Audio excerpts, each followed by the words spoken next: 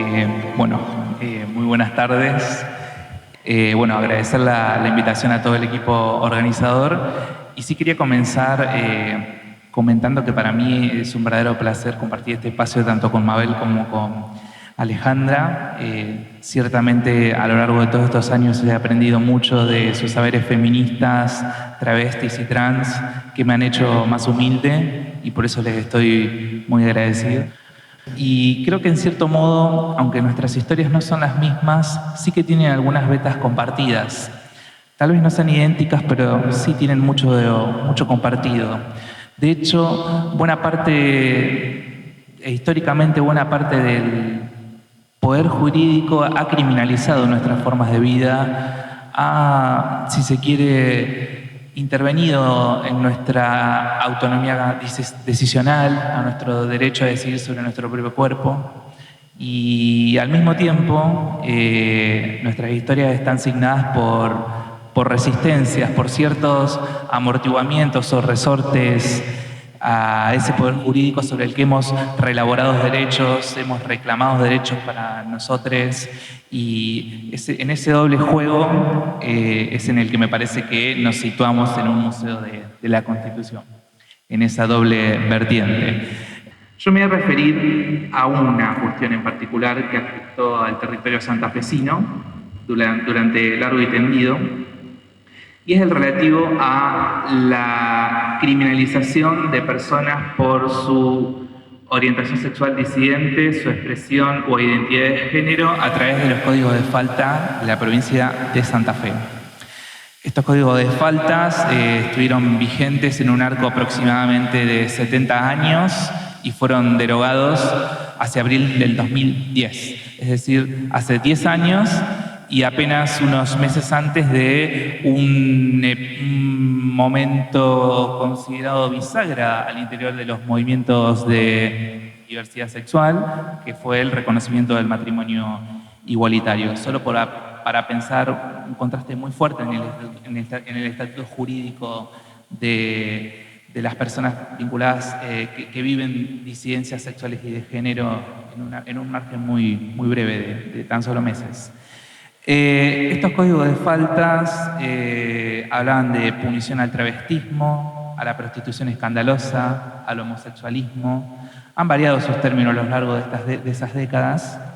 Sin embargo, en todos los casos habilitaban un poder de policía que las más de las veces se desplegó como un aparato de tortura, detención arbitraria, coimas y todo tipo de vejaciones, especialmente a personas, como les decía, por su orientación sexual diversa, disidente de una norma dominante, pero también por su expresión e identidad de género. Y no me parece un detalle menor sumar otro ejemplo que hace al marco normativo y de criminalización de las disidencias sexuales y de géneros, que es, por ejemplo, una ley de SIDA que se aprobó a finales de los 80 en Santa Fe, que habilitaba también la detención de homosexuales y prostitutas con el objetivo de la investigación serológica y la defensa de la salud provincial. Tanto en Santa Fe como en Rosario se levantaron acciones colectivas para derogar este poder de policía que bien podríamos pensar como inconstitucional, de hecho así ha sido derogado bajo esos términos, y también como una normativa infrapenal, en el sentido que sería bastante tramposo decir que en Argentina el Código Penal nunca penalizó las disidencias sexuales, pero sí que existían estas infranormativas que habilitaban un poder persecutorio antes y durante y después de la última dictadura cívico-militar. Estas acciones colectivas fueron activadas, les decía, tanto en Rosario y en Santa Fe por movimientos como la Asociación de Mujeres y Travestis acá mismo en Santa Fe, Miser, Arcoiris, Vox, y también el Movimiento de Liberación Homosexual de Rosario en los tempranos 80. En articulación con algunos vaivenes, con organizaciones de mujeres, feministas y por extensión de derechos humanos. Y yo quisiera cerrar esta breve introducción y mi breve comentario trayendo a colación un archivo precisamente del Movimiento de Liberación Homosexual de Rosario, facilitado por el Archivo de Memoria Sexo y Disidentes. Este archivo es de 1985, en plena transición democrática. Es un folleto que se difundió para el 8 de marzo de 1985. Y allí podía leerse, me parece, un balance que creo que puedo oficiar como una luciérnaga, o si se quiere una mosca espectral, que retorna para inquietar nuestro presente.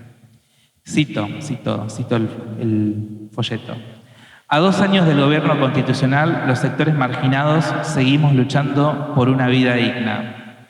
Los homosexuales, una categoría de época, seguimos luchando por nuestros derechos, porque el amor es un derecho y no un privilegio. Fin de la cita. Muchas gracias y les cedo mis palabras a mis compañeras que me acompañan hoy, Mabel y Alejandra. Como quieras.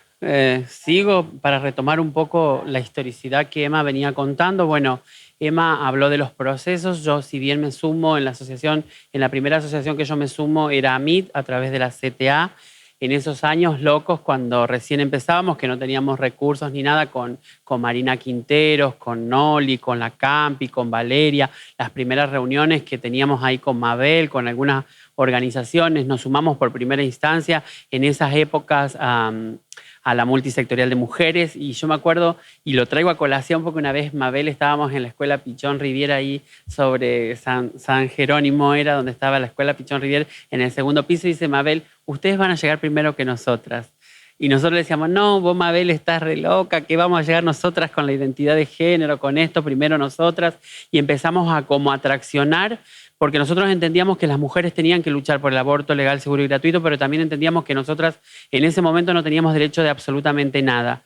Yo cuando llegué a Santa Fe, llegué en el año 98 en busca de sueños, y mi primer sueño era poder insertarme dentro de la academia, dentro de la universidad. Mi primer carrera que intenté seguir fue la carrera de contadora pública nacional. En ese proceso yo era andrógeno para la sociedad porque me delineaba, tenía los vaqueros, no me podía insertar socialmente. Y las primeras luchas que nosotros teníamos en el sistema de salud público, con el programa de salud sexual y reproductiva, era el tema de estos análisis que la policía utilizaba para detener a las compañeras que ejercían la prostitución en las esquinas. Porque ese carné de sanidad existió y fue real y verídico. Entonces, traccionábamos con el Ministerio de Salud para que las compañeras pudieran hacerse los testeos y buscar una médica clínica que las atendiera por amistad o por amiguismo fuera de los horarios tradicionales, o sea, fuera de los horarios de 8 a 12, y que las pudiera atender a la siesta para que se puedan hacer los controles de VIH, ITS, enfermedades de transmisión sexual. Y por el otro lado, nosotros nos encontrábamos en la vereda de enfrente reclamando los derechos de las mujeres, y muchas veces sentadas con unos fríos en la puerta del Hospital Iturraspe, con Marina, con Campi. Y sería egoísta de nuestra parte no traer a colación a estas compañeras y estas referentes que nos marcaron el hito. Y yo me acuerdo de un hito que a mí me enseñó y que después fue como mi pilar y mi guía. Cuando nos fuimos a Buenos Aires un día, y yo me había ido con unos tacos aguja acrílico a una manifestación en Buenos Aires, ahí la conocimos por primera vez, yo la conocí por primera vez a Loana Berkin, que estaba con la cooperativa Nadia Echazú, y las chicas me decían, las mujeres, las chicas digo, todas éramos entraditas en edad, me decían, pero con esos tacos no vas a poder marchar y no vas a poder caminar. Llegué a Buenos Aires y lo primero que hice fue comprarme un par de alpargatas y sacarme los tacos y caminar en alpargatas, porque realmente la trayectoria fue larga. Y grande de los procesos que yo transicioné fueron a través de Loana. Loana ha sido como mi matriarca y me ha orientado y me ha guiado en un montón de cosas por distintas situaciones de la vida. Cuando yo me vine en el año 98, yo creí que Santa Fe ya tenía todos estos derechos conquistados y todos ganados. Yo creí que esto era la panacea, que yo iba a venir a divertirme, a enamorarme, a conocer el hombre de mi vida, y que todos los derechos estaban conquistados y estaban ganados. Y cuando me vine me encontré con una pared que distaba mucho de esa realidad. Santa Fe le ha dado a la Argentina toda la constitución que necesita en lo que tiene que ver, y en eso nos tenemos que sentir orgullosos como santafesinos, porque le hemos dado al país todas las herramientas necesarias para que tengan los derechos constitucionales que nosotros, las disidencias, no teníamos consagrados en ningún lado. Y eso se tiene que contar en la memoria y en la historia santafesina. Lo otro que recuerdo en esa época, bueno, de ahí fuimos transicionando hasta llegar al 2010, que se derogaron los códigos contravencionales. Paralelo salió a nivel nacional el matrimonio igualitario. Luego, en el 2009, a mí me tocó una situación particular que yo terminé viviendo en Buenos Aires y articulando y trabajando con todas las compañeras trans a nivel nación, que ya ahí estaba constituido lo que era el Frente de la Ley de Identidad de Género. Y por el otro lado estaba la Federación Argentina, que también habían como anteproyectos, que habían como 3 o 4 antiproyectos sobre la ley de identidad de género. Y yo, en ese momento, uno de los grandes inconvenientes era la falta de acceso al mundo laboral como travesti o como trans. Y yo me había ido a Buenos Aires y decía, pero yo ¿por qué me voy a ir de mi provincia si yo no había cometido ningún ilícito y no había matado ni había cometido ningún daño a nadie? Entonces me volví convencida, terminado el 2009 que yo vivía en Buenos Aires, más la fuerza que ya me habían dado las otras militantes a nivel nacional, me volví y planteé en la Secretaría de los Derechos Humanos el derecho a poder empezar a traccionar el derecho a mi identidad y pelearlo a través del Estado, a través de poder conseguir vía administrativa el reconocimiento de nuestras identidades. Y yo destaco esto porque muchas de las luchas, si bien fueron individuales de cada una, terminaron haciendo esas luchas individuales algo que terminó siendo colectivo, porque si vemos a futuro, después de ese 2012 que sale la Ley de Identidad de Género, que sale mi documento anteriormente, que en el 2012 yo pude ingresar a la planta del Estado, si bien ahí por ahí la veo a Lucy, y yo siempre la traigo a colación porque Lucy hizo su proceso de transición estando dentro del sistema. Y yo entré, y esto siempre lo recalcamos, yo entré siendo travesti, siendo trans al Estado. Por eso la particularidad por ahí que ustedes van a sentir, que en la historia se cuenta mucho la historia de la Ironici, pero en realidad en la historia de la Ironici hay un montón de otras historias que deben ser contadas y que deben ser traídas a colación a estos espacios que hoy nos brindan.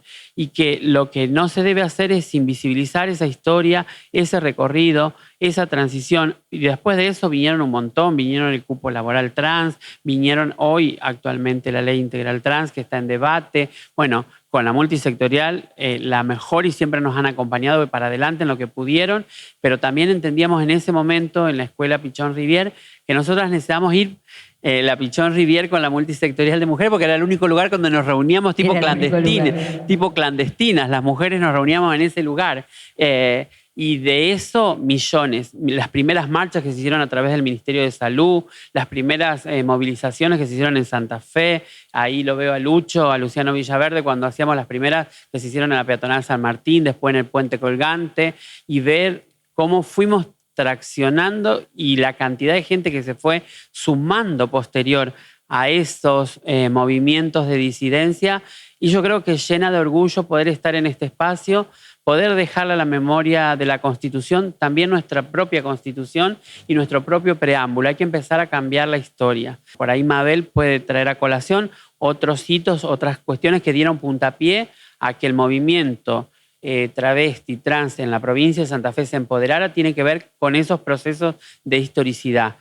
Lo mismo pasó con la universidad. Nosotros hoy, la Universidad Nacional del Litoral, tiene una deuda pendiente con la comunidad trans.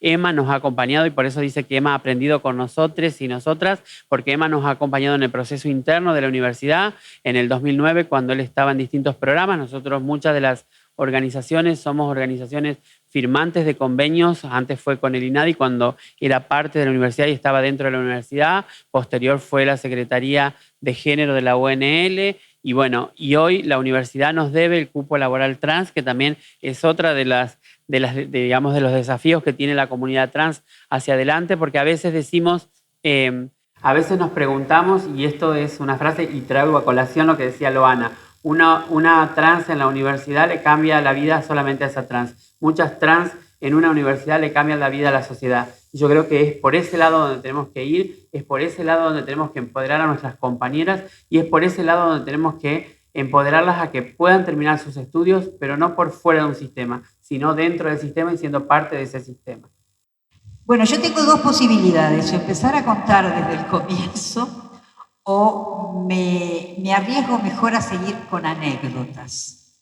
Porque cuando me invitaron a venir aquí, yo dije, ¿y si yo voy a ir para contar algo que capaz que no se conoce y es importante que en un museo de la Constitución quede? Porque generalmente si no se cuenta, si no hay nadie que lo relate, nadie que lo deje como ahora, que ahora me parece que no se van a olvidar de esto, está demasiado armado y se agradece, las cosas que hemos no conquistado, hemos hecho en procesos difíciles, con avances y retrocesos, las mujeres vale la pena apuntarlo. Y me voy a expresar fundamentalmente de una anécdota sumamente interesante que se produjo cuando en la Constitución, en el segundo mes de la Constituyente del 94. Ustedes saben que con la Constituyente se inaugura la ley de cupos. O sea, en el 91 se promulga y por primera vez en la Constituyente hubo el 30% de diputadas por esa ley conquistada en el 91. Eso era como un ambiente tan raro, tan distinto, porque por un lado los varones estaban bastante incómodos porque tenían que trabajar con 80 mujeres. Y 80 mujeres que eran mujeres, ¿eh? Recuerdo que en aquella época, bueno, ahora no me van a retar, pero surgió Lilita Carrió con sus expresiones que interpelaban hasta el ángel de la guarda. Eran algunas que tenían una oratoria que impresionaba. O sea, fueron 80 mujeres que no eran mujeres fueron mujeres realmente que estaban preparadas para ser constituyentes. Por ahí soy un poco exagerada, alguna no estaba tan preparada, pero lo que hicieron durante los 3 meses mostraban de una idoneidad realmente fantástica. Y de esas podríamos decir que un 30% también eran feministas. O sea que eso posibilitó que en esos días pudiéramos hacer cabildeo, lobby, con los senadores, con los diputados, con los asesores, de todas aquellas leyes que estaban apuntadas para ser tratadas, como por ejemplo, más que leyes, convenciones, ¿no? Como la CEDAW. La CEDAW es como la matriz de todos los fundamentos de las leyes, ¿no es cierto? Que es la Convención contra toda forma de discriminación contra las mujeres. Eso también había que promulgar la ley de cupos para que no haya un retroceso después. Y en el medio de una tensión que se armó trabajando precisamente en la CEDAW, aparece un buen día, como masivamente y con panfletos y demás, que el grupo menemista, porque los diputados peronistas estaban divididos también en las diputadas, algunas eran, bueno, más fuerte era el menemismo, pero había otras que no adherían, eran peronistas, menemistas, pero estaban dentro de ese bloque, diciendo que ponían en consideración que se pudiera trabajar la vida desde la concepción. Ahí les puedo decir que ardió Troya, pero ardió Troya porque primero no se esperaba, primero porque fueron unos irreverentes y pusieron algo que no correspondía, y porque empezaron ellos también a hacer lobbies con antiderechos y fue muy duro. ¿Qué pasó? Lo primero que hicimos, diríamos, de Santa Fe, éramos 3 o 4, todavía el movimiento estaba en formación, además fueron 3 meses donde las compañeras trabajaban, no podían estar a la mañana, por ahí aparecía alguna a la tarde, en algún panel y demás, pero sistemáticamente podíamos estar 2 o 3, diríamos, colaborando en todo lo que era necesario, porque sí, ya a esa altura del 94, había un germen movimentista importante que ya se venía construyendo con las compañeras que habíamos venido del exilio y con aquellas compañeras que empezaban a trabajar en algunas instituciones muy, muy especiales. Cuando se da esa noticia, inmediatamente se forma desde Buenos Aires un grupo que se llamó, porque fue coyuntural, MADEL, Mujeres Autoconvocadas por el Derecho a Decidir. Las MADEL eran, diríamos, las compañeras feministas, a ultranza, o sea, desde tiempo, como Dora Kolareski, como Cecilia Lipsing, como la Mabel Bianco, como todas las más viejitas de las más viejitas ahora que ya tienen 2 vacunas. O sea, hay algunas que están en otra dimensión. Ellas organizaron absolutamente todo, organizaron incluso un ómnibus que las trajera a todas y nosotras teníamos que organizar la estada, o sea, buscando casas de familias donde podían estar o aquellos hoteles baratitos donde podían dormir. Hicimos un trabajo que creo que sí vale la pena que en el museo esté en algún lugarcito esta anécdota. De filigrana. O sea, nos dividimos. Nos dividimos diputado constitucionalista por diputado constitucionalista. A todos y a todas debíamos conversar sobre lo que pensaban de esto. Porque si bien no iba a ser tratado ese punto porque no estaba en la agenda, el menemato lo podía instalar. Y eso era lo terrible, porque iba a ser una involución que hasta el día de hoy estaríamos pensando en cómo llegar a una ley de salud sexual y reproductiva. Olvídense del aborto, ¿no? Porque ahí se cerraba fundamentalmente todo. Y además, había en ese tiempo una corriente autónoma de mujeres, 8 de marzo, que intentábamos formar 7 provincias, que veíamos que el movimiento se expresaba a través de los encuentros nacionales, pero que nosotras no teníamos modos de encontrarnos para analizar, diríamos, el proceso políticamente, más allá de los partidos. O sea, ¿qué queríamos con esos encuentros? ¿Qué queríamos? ¿A dónde íbamos con esos encuentros? ¿Qué faltaba? Faltaban todas. Faltaban absolutamente todas las leyes que estaban en la CEDAW cantándonos que tenían que convertirse en leyes. O sea, había mucho que hacer. Y como había mucho que hacer, teníamos que conocernos y articular acciones concretas. Bueno, eso de este atrevimiento menemista nos llevó a desafiarnos y a hacer un trabajo de hormiga que fue increíble.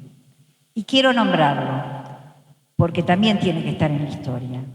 Uno que nos ayudó, que era movilero en esa época y que estuvo los 3 meses de la Constituyente, era el Gato Silvestre, que tenía 19 años. El Gato Silvestre, que ahora lo vemos permanentemente en televisión y de gatito no tiene nada, pero ese gato que tenía 19 años nos ayudó ampliamente en la agenda, porque nosotras estábamos perdidas. Primero, porque las mujeres que estaban, diríamos, siendo diputadas, estaban en las sesiones. Las que podíamos trabajar, hacer cabildeo y demás, éramos las poquitas de Santa Fe, las que venían de Rosario, las que venían de La Corriente, que tampoco eran tantas, 4 o 5, y Madel de Buenos Aires. En total habremos sido activistas de 15 a 20 personas, mujeres. Entonces el Gato lo que hacía era armarnos la agenda y decirnos, por ejemplo, a las 7 de la mañana va a estar Alacino, uno de los menemistas a ultranza. Entonces a las 7 de la mañana subía a la escalinata Alacino y alguien lo agarraba, lo sentaba, le mostraba esta cosa que no podía hacer por tal, justificábamos absolutamente todo. También ideamos, porque en la Constituyente eso se usaba, pedir, diríamos, salones para poder hacer paneles. Entonces, las de la corriente autónoma se preparaban para, diríamos, estar pertrechadas de argumentos de la Constituyente, y no solamente trabajaban esa excepción del aborto, sino que trabajaban todas las propuestas que se podían hacer en los distintos temas que se iban a trabajar durante todo ese tiempo en la Constituyente. O sea, si no lo contamos nosotras, esto no va a aparecer. Hubo un trabajo minucioso de muchas compañeras, fundamentalmente abogadas. Este que tengo en la mano lo hicieron las abogadas mendocinas, que ríanse, una de las propuestas era que la Constitución Nacional completa no tuviera lenguaje sexista. ¿Se dan cuenta ustedes? En el 74 hablar de lenguaje no sexista. Es decir, apuntábamos las mujeres lo grande, apuntábamos a tener una constituyente de años y años. O sea, plantear absolutamente todo. Por supuesto que de eso, del lenguaje no sexista, no anduvo, pero sí ganamos otras instancias porque argumentábamos desde todas las disciplinas y nos poníamos de acuerdo muy fácilmente. Una de las cosas que hizo que realmente retrocediera esta posibilidad fue un panel que realizamos en el hall del Paraninfo, muy bien organizado. Estuvimos como 3 o 4 días haciendo carteles, ya en aquella época, las muertas por aborto, que faltaban anticonceptivos, que la ligadura tubaria. Poníamos todo, estaba todo invadido de carteles, porque en aquella época se usaba mucho el papelógrafo. Las que me conocen se van a reír por el papelógrafo y plumón, y le dábamos al papelógrafo y plumón. Y estaba absolutamente toda entera, y la puerta cubierta de las necesidades y de las demandas de las mujeres. Y en la puerta del Paraninfo un gran cartel que decía: nuestra decisión importa. Llegaban los constituyentes y las constituyentes y no sabían qué pasaba ahí, porque armamos un barullo que nadie entendía nada. Además, ya algunos medios de Buenos Aires, él me dio el litoral que saca lo que pasó en ese hall. Pero anteriormente, las porteñas, donde reina Dios, habían hecho también un trabajo en los medios y fundamentalmente en una conferencia de prensa y en una solicitada que mató esa solicitada. No sé cuánto les costó, pero esa solicitada tenía 500 personas, la iniciaba, me acuerdo, María Elena Walsh. O sea que hubo una conjunción, una articulación, sin haberlo previsto, pero esa necesidad y ese olfato que por ahí no podía ir, porque si no se iba a traccionar muchísimo de las cosas que podíamos ir conquistando. Me sale conquista, pero no importa, dejámoslo. Después lo cambiamos, nos ponemos y buscamos sinónimos. De conquista, que fue fantástico. Realmente fue una conferencia de prensa, se llenó. Había gente sentada, gente parada, gente que entraba y salía. Absolutamente el hall del Paraninfo completo, con ellos y con personas de afuera también, personas que nosotras fuimos invitados, y medios nacionales. O sea que hicimos un bochinche bárbaro, hablaron, me acuerdo que había hablado Mabel Bianco, que había hablado Cecilia Lipsin, que había hablado uno de los varones que hizo una gran discusión, el que después no pudo entrar más mirá yo la vuelta que doy de la vida, ¿no? Por la muerte de los chicos estos en el incendio. Así les va a pasar cuando tengan mi edad. El que fue intendente de Buenos Aires, Ibarra, magnífico estaba Ibarra, era un buen constituyente Ibarra. Y bueno, y algunos, también Bravo también, Bravo del Partido Socialista, porque teníamos oradores y oradoras de todos los partidos, o sea, mostrábamos ahí la unidad partidaria, que era lo importante. Bueno, eso dio mucho que hablar. El que llevaba adelante era Rodolfo Barra, que era el famoso de la cláusula Barra. En la chopería de esquina le pedíamos audiencia a él le gustaba tomar los lisos santafesinos, entonces las discutidoras estaban alrededor y atrás hacíamos círculos para escuchar lo que decía él, que llevaba la batuta, o sea, el que tenía bien claro cómo tenía que ser esa cláusula barra. Da la casualidad que en todo este maremándum de acciones se empieza a tratar el Pacto de San José de Costa Rica. Y el Pacto de San José de Costa Rica, en el artículo 41, pone la vida desde la concepción, coma, en general, coma, y ese en general abrió las posibilidades enormes de que entraran otras causales, más allá de las dos causales que teníamos desde 1921. Porque Menem también quería sacar el artículo 86. También pedía que esas dos excepciones. Claro, era prohibición total lo que pedían. Era recontrajugada la cosa, o sea que teníamos que no permitirla, no y no. Bueno, San José, el pacto nos salvó porque ahí empezamos a trabajar haciendo cabildeo sobre que si estaba en la Constitución, en el Pacto de San José de Costa Rica y se adhería a ese pacto, no se podía retroceder, o sea, ninguna ley retrocede y es como la ley, así es, doctora, ¿no? Es como la ley madre o la ley padre o la ley fundamental que las otras leyes tienen que adherir sí o sí. O sea, bendito Pacto de Costa Rica. Pero ahí también nos anticipa un futuro, esto fue en el 74, difícil en el trabajo de los derechos sexuales y reproductivos. Porque al día siguiente hubo una peregrinación de 5 cuadras con mujeres, con velitas y rosarios, que entraron al hall del Paraninfo a rezar, a gritarnos, a decirnos cosas y demás. Un anticipo, vieron que la historia es cíclica, los círculos espiralados de la historia. Después esas acciones se volvieron a repetir.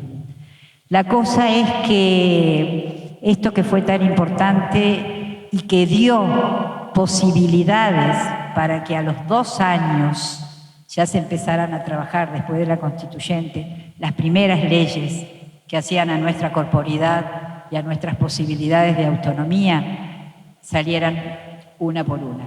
Primero, por supuesto, la de salud sexual y reproductiva, que algunas provincias no le llamaban sexual porque le tenían miedo al principio a la palabra sexual, también había que ganar las palabras. Una cosa es salud reproductiva y procreación responsable y otra es decir salud sexual. Meternos en lo sexual en aquella época era todo un dilema. Marco esto como para que veamos el tiempo pasado, que no es tanto, y lo que sí se ha avanzado. Lo que sí se ha avanzado. En la constituyente realmente había un momiaje importante.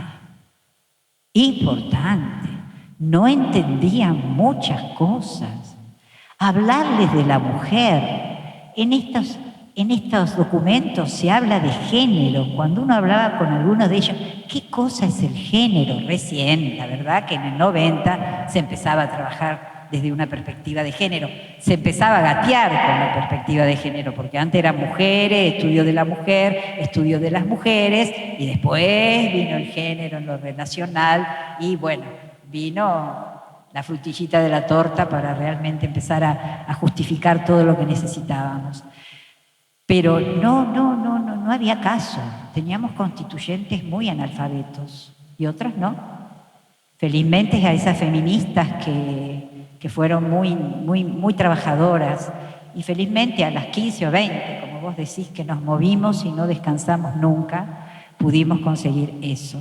Y pudimos conseguir también la ley de cupos y pudimos conseguir también la CEDAW y pudimos conseguir que esas compañeras que fueron diputadas se encontraran entre ellas, tuvieran espacio de discusión entre ellas y que no diría que en aquel momento existía la transversalidad como la logramos al final con la opción, diríamos, con la ley del aborto legal, seguro y gratuito.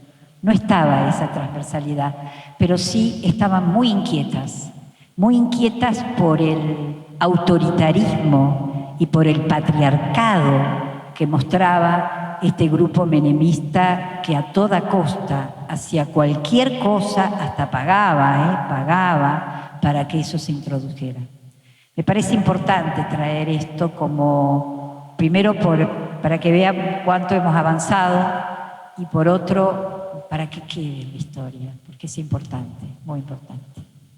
Bueno, después seguimos con otra cosa. Yo quería sacarme el gusto de que esto esté y ya está. Bueno.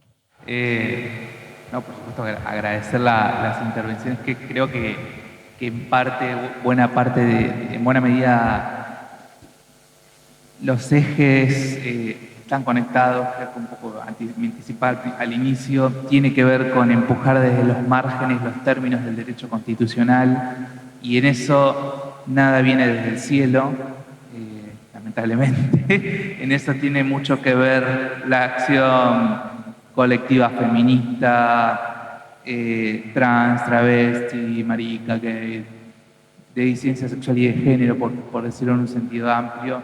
Y creo que estos son algunos posibles ejes para recorrer esa historia, que tan solo hemos tocado algunas pinceladas, ¿no? Sí que hay mucho más para andar, y sí que merecen, y me encanta que se hayan mencionado muchos personajes históricos que han hecho parte de estas movilizaciones, porque sí que merecen ser recordadas también, y en un ejercicio de memoria, pero también de tratar de, no es un término que me guste mucho, pero de interpelar también el discurso historiográfico muy instalado también de la historia reciente santafesina, que nos debemos también una revisión crítica de género, de sexualidad, y que tome en consideración las experiencias organizadas que, por ejemplo, hemos hecho referencias. Y no es por caer en una cuestión autorreferencial ni por mi propia deformación profesional de historia, es porque me parece que ya estamos en 2021, me parece que en esto tenemos que comenzar a comenzar a dar buenas señales. No tienen por qué estar a cargo de profesionales de la historia. Estos movimientos creo que vienen de distintos lados, y de hecho los archivos de memorias que han emergido en los últimos años en Santa Fe son buenos ejemplos, y los lugares de la memoria que han emergido en Santa Fe son buenos ejemplos. Acá en la ciudad hay varios también, en Rosario hay otros tantos. Y acá me detengo. Simplemente quería tocar un puntapié que me parecía muy interesante. Una tarea pendiente, nada sencilla, de pensar la herencia, pensar la transmisión con nuevas generaciones también de activistas, con nuevas preocupaciones. Es una tentación, no es santafesina, es una tentación histórica creerse la primera en la tierra,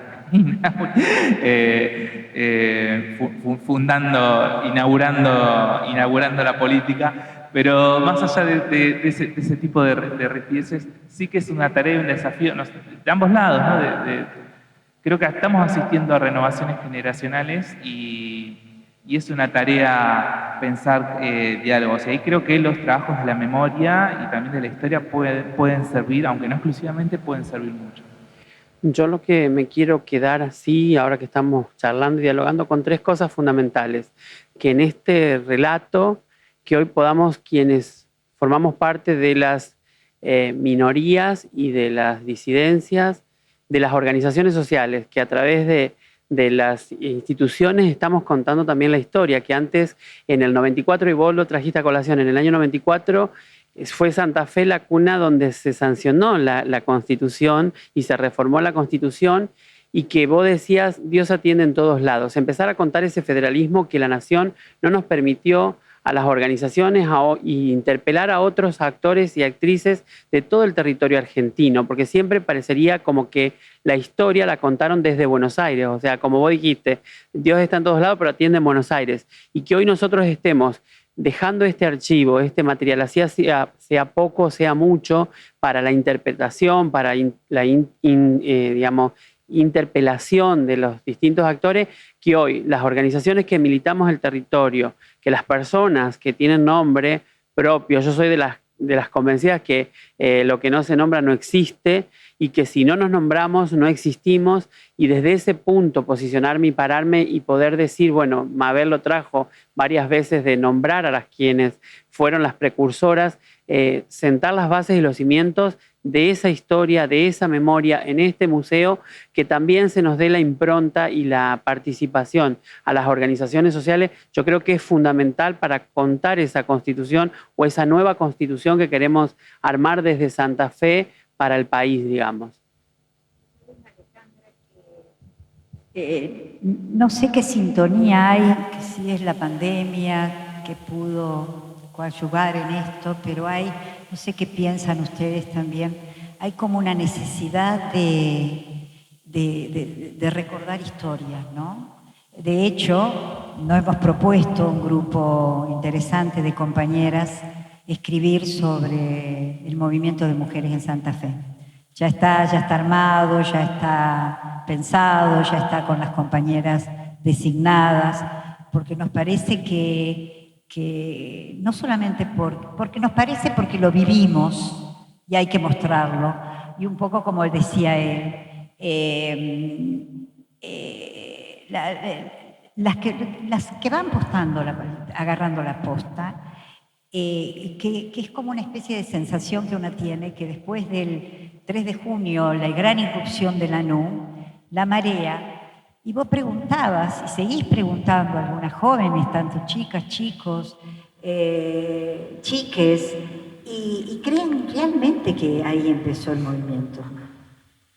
Creen realmente que ahí empezó el movimiento. Entonces hay como una necesidad de puntualizar procesos, porque son procesos de avances y retrocesos, pero procesos interesantes, que lo hemos podido construir, que lo podemos hacer tranquilamente, que lo vamos a hacer, que nuestro compromiso, las santafesinas ya lo tenemos, y que es importante. Es importante que los jóvenes lo conozcan y vean, porque evidentemente que esos surcos y esas semillas sembradas explotaron ese 3 de junio, explotaron el 18 y el 19, cuando diríamos, estábamos todas diríamos, gritando por el aborto legal, seguro y gratuito. Nada aparece espontáneamente si no hay caminos recorridos previos. Y Santa Fe tiene muy buen recorrido, y tiene mucho que contar.